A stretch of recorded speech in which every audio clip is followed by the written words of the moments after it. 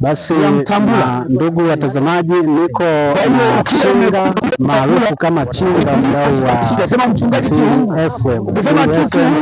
Basi mbele yako naenda kumhoji maswali mawili matatu. Karibuni sana, Mungu awabariki sana. Naam, ndio.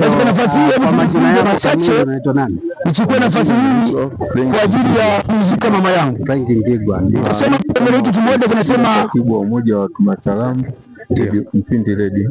Okay, katibu wa umoja wa watuma salamu Mpindi FM Radio. Nafikiri umekuja na katibu mwenyekiti. Katibu mwenyekiti, jina lako tafadhali? Mimi kwa majina naitwa Dr. Sylvester Mpagama, ni makamu mwenyekiti wa umoja wa Radio Mpindi FM 107.3.